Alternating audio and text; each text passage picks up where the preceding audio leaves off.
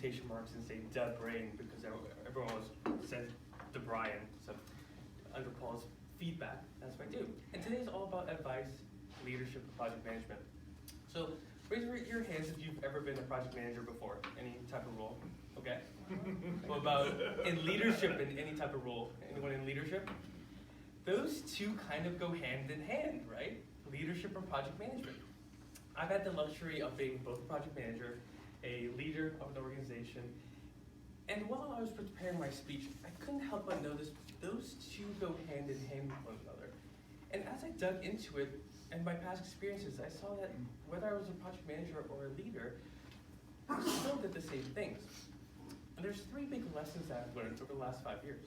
There's Toastmaster, my fellow Toastmasters are honored guests.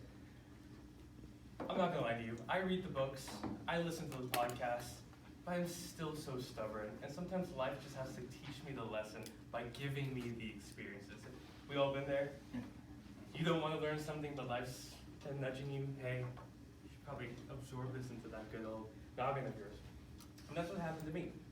My first big experience as a project manager was my senior year of high school. I was president of a club called HOSA. It was health, totally forgot it, that's how long ago it was. Healthcare Occupation Students of America. HOSA was a fantastic club, and I was in charge of the event side. My job was the project manager and the president. I was there to make sure that all the events for the year went great. It started fantastic. Everyone is pumped. We're gonna do all these great events. First event, knocked out of the park. Second event, knocked out of the park. Third event, fumbled a little bit. Fourth event, we bombed. We struck out completely. And I kept looking back on why that happened. And I noticed that half the people I was managing did not show up for the event. Yet they expected me to sign off saying that they were there. They thought they were buddies with the president, buddies with the project manager, that he would just sign off. I was frustrated. I couldn't believe that that had happened. And I let my emotions get the worst of me. In our debriefing meeting, I got up there and I yelled, "Why weren't you guys there? You just had to show up and I would have signed." Lesson 1, don't let your emotions get the better of you. It's okay to feel these emotions, but you have to figure out a way to communicate those lessons to the people that need to hear them the most. And as we all know as competent communicators, yelling gets us nowhere. My second experience happened the very next year. I started a club called FLHH, Future Leaders of Holistic Health. You can kind of see there's a trend with this medicine thing, right? So I started this club and I had this huge goal. I want 100 members by the end of the year. Started from scratch to 100, I thought I could do it. After the first quarter, we had 50 members. A great leadership team, and again, we're doing fantastic. This time I assigned myself the role of project manager for recruitment. I wanted to make sure that I was recruiting the right people to get to our goal, which was 100. I didn't want to make the same mistake and get my emotions unraveled, so I made sure to communicate with everyone how I was feeling and make sure that if something went wrong, we addressed it at the moment. Yet, lesson 2 was approaching.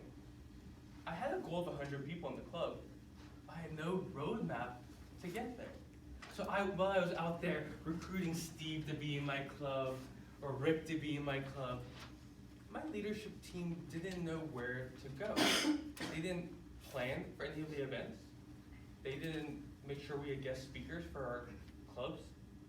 So I had the goal of 100, yet I didn't have an accurate roadmap to help us get there.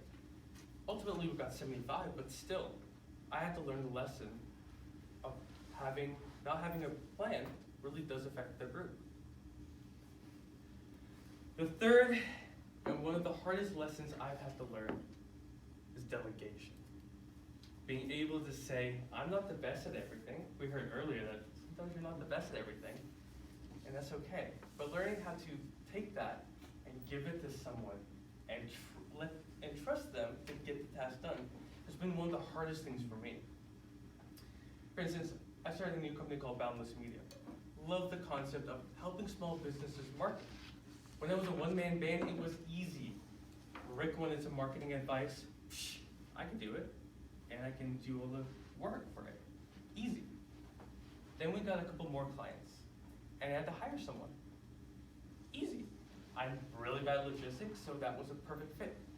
And as my team kept growing, I kept distancing myself from the actual day-to-day tasks, and I had to learn how to delegate. And let me tell you, that has been difficult. Because I see that as soon as I see someone struggling, I want to go help them. Why let them suffer when I can just do it myself, right? As you've probably all experienced as project managers, you kind of have to trust the people that you manage to do the tasks that you want them to do.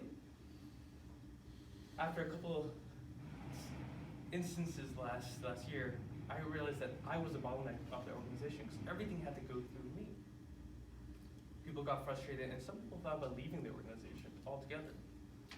So again, listening to life for once, put my emotions in check, reevaluated the plan, and now I'm learning how to delegate.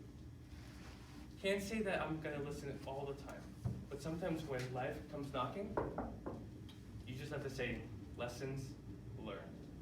Start